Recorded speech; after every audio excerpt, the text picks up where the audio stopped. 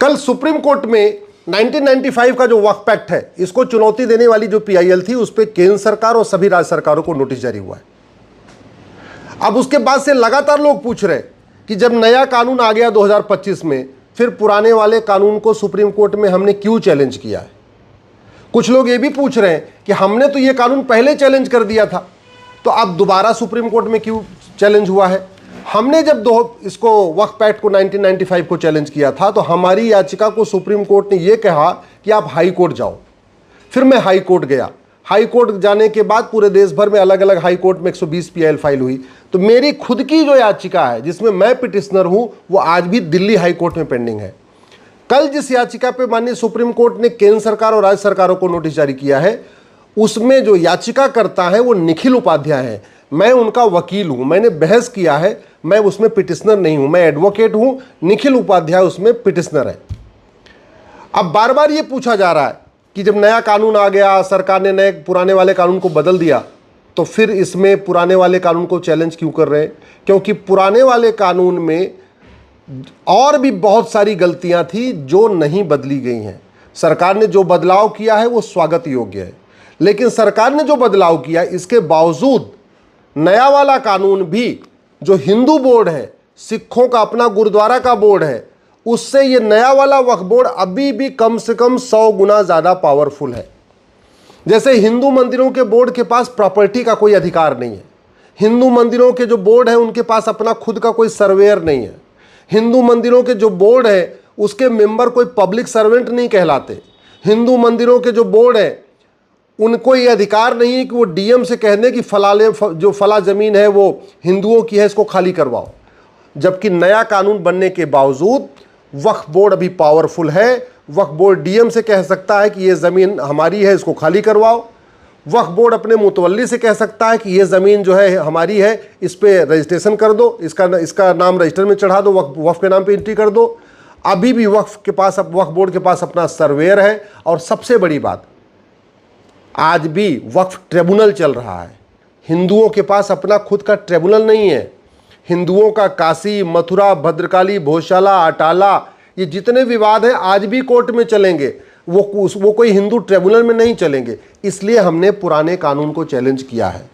पुराने कानून में जो बदलाव हुआ है, ये 20% बदलाव हुआ है, 80% अभी भी बदलाव बाकी है। और इसीलिए हमने जो पुराना कानून है, इसके सेक्शन 3 को चैलेंज किया है, सेक्शन 4 को, section 5, section 6, section 7, section 8, section 28, section 29, section 33, section 36, section 41, section 52, section 83, section 85, section 89 और सेक्शन 101। इतने हमने सेक्शनों को चैलेंज किया है। और ये सारे के सारे जो प्रावधान हैं, ये जो पुराने वाले कानून में थे और ये कॉपी पेस्ट होकर नए वाले कानून में भी आ गए हैं, ये संविधान के आर्टिकल 14, 15, 21, 25, 26, 27 का वायलेशन करते हैं। कई बार जो गलत निर्णय होता है ना, उसका परिणाम 20 साल, 30 साल, 40 साल के बाद देखने को मिलता है। आज जो गलत निर्णय हो रहा है, इसका परिणाम 20-25 साल बाद दिखाई पड़ेगा। 1947 में जो गलत निर्णय हुआ, जो विभाजन ठीक से नहीं हुआ, उसका परिणाम हम आज झेल रहे हैं। अगर 1947 का विभाजन ठीक से हो गया होता तो भारत विश्वगुरु बन चुका होता। अगर 1947 का विभाजन ठीक से हो गया होता तो भारत परम वैभव को प्राप्त कर चुका होता। अगर 1947 का विभाजन ठीक तरीके से हो गया होता तो भारत एक विकसित राष्ट्र बन चुका होता। 1947 का विभाजन ठीक से हुआ होता तो हमारी जनसंख्या बहुत हद तक काफ़ी कम होती और इतने अपराध नहीं होते, इतनी अराजकता नहीं होती। आज जितना धर्मांतरण हो रहा है, जितनी घुसपैठ हो रही है, ये सारी समस्याएं नहीं होती अगर 1947 का विभाजन जो मजहब के आधार पे हुआ था, वो बाबा साहब अम्बेडकर जैसा चाहते थे, अगर वैसा हुआ होता, या सरदार पटेल जैसा चाहते थे वैसा हुआ होता। बाबा साहब अम्बेडकर, सरदार पटेल कह रहे थे मजहब के आधार पर विभाजन हो रहा है तो ठीक से होना चाहिए, पूरी तरीके से होना चाहिए, मिक्स नहीं होना चाहिए कि नहीं थोड़ा इधर भी रह लो, तो ऐसे ये सब नहीं होना चाहिए। आज जो ये समस्या है हम झेल रहे हैं, ये 1947 के जो नीति निर्माता थे उनकी गलतियों के कारण झेल रहे हैं। अब बात आते हैं वक्फ के ऊपर। ये जो पहला वक्फ बना था वो 1913 में बना था, जिन्ना ने बनवाया था अंग्रेजों से कह के। और 1913 वाला कानून 1953 तक चला, यानी 40 साल चला। और 1913 वाले कानून में भी जो जिन्ना ने बनवाया था, अंग्रेजों ने बनाया था, उसमें भी लिखा था कि आपको रजिस्ट्रेशन करना ज़रूरी है। आप जो भी ज़मीन वक्फ करेंगे उस पर रजिस्ट्रेशन करना ज़रूरी है। इसलिए कोई ये नहीं कह सकता कि हमको तो पता ही नहीं था कि ज़मीन कराना है। 1913 वाले कानून में भी लिखा था रजिस्ट्रेशन कराना है। 1913 वाला कानून जो 1953 तक चला, 40 साल तक चला, उस 40 साल में वक्फ प्रॉपर्टी थी 50,000 एकड़।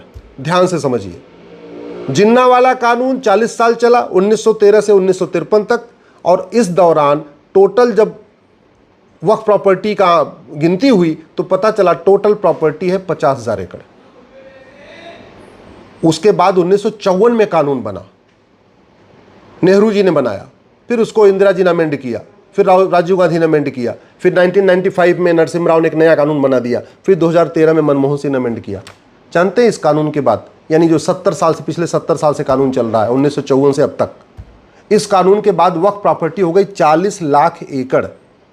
यानी 500 साल के मुगलों के शासन में, 200 साल के अंग्रेजों के शासन में टोटल प्रॉपर्टी हुई मुगलों की 50,000 एकड़।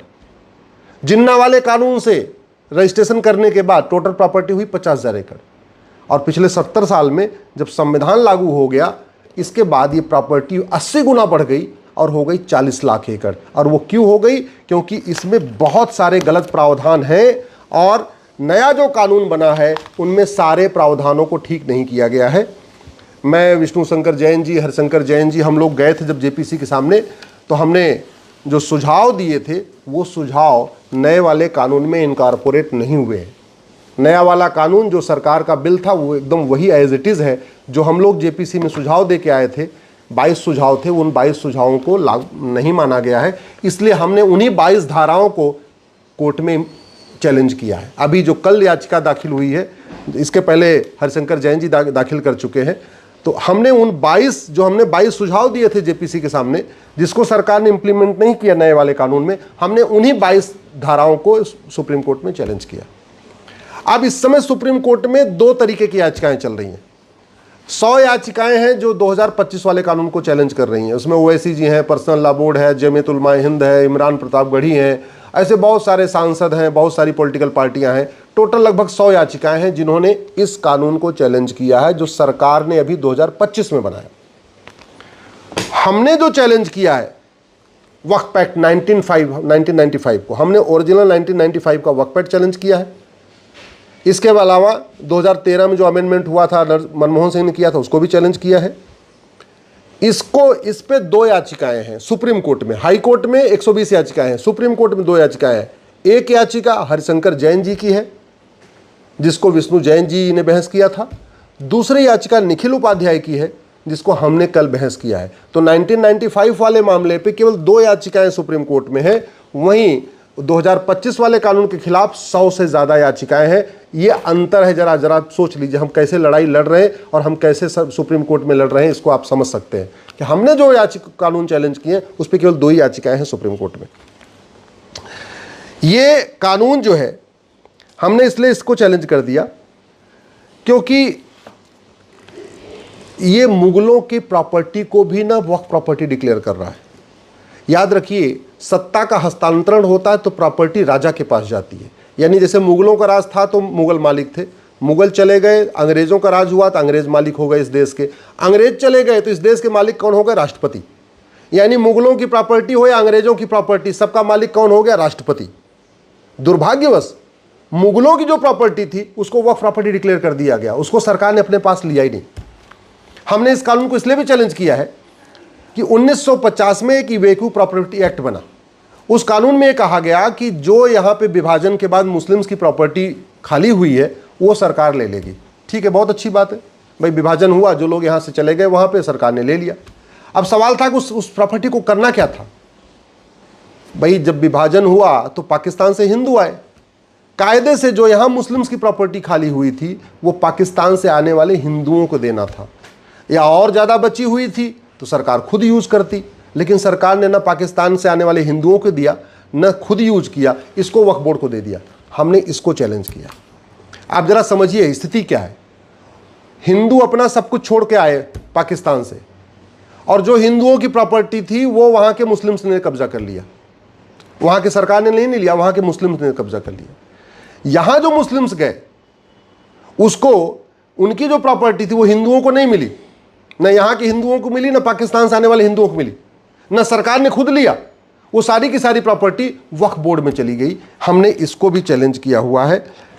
हमने इसलिए भी इस कानून को चैलेंज किया हुआ है क्योंकि प्रॉपर्टी राइट फंडामेंटल राइट नहीं होता और प्रॉपर्टी का मुकदमा किसी ट्रिब्यूनल में नहीं चलता। प्रॉपर्टी का मुकदमा हमेशा डिस्ट्रिक्ट कोर्ट में चलता है, सिविल कोर्ट में चलता है। दुर्भाग्यवश हिंदू, जैन, बौद्ध, सिख, ईसाई, बहाई, यहूदी सबका मामला सिविल कोर्ट में चल रहा है, लेकिन मुस्लिम्स का अपना ट्रिब्यूनल चल रहा है। इसलिए हमने इसको चैलेंज किया हुआ है। आज भी ये जो नया वाला कानून है, हिंदू जो मंदिरों का बोर्ड है उससे 100 गुना ज़्यादा पावरफुल है, इसलिए हमने इसको चैलेंज किया है। अनरजिस्टर्ड जो प्रॉपर्टी हैं उनको वापस लेने का कोई व्यवस्था नहीं है नए कानून में। जो नया कानून आया 2025 का, इसमें यह है कि अब कोई वक्फ डिक्लेयर करेगा तो उसको बाकायदा उसको बताना पड़ेगा कि भैया ठीक है हमारी ये ज़मीन है, ये हमारा कागज़ दिखा के तब उसको वक्फ डिक्लेयर करना पड़ेगा। लेकिन जो 40 लाख एकड़ पे वक्फ बोर्ड कब्जा करके बैठा हुआ है उसको ऑडिट करने का इसमें कोई प्रावधान नहीं, उसको वापस लेने का इसमें कोई प्रावधान नहीं। इसलिए हमने इसको चैलेंज किया है।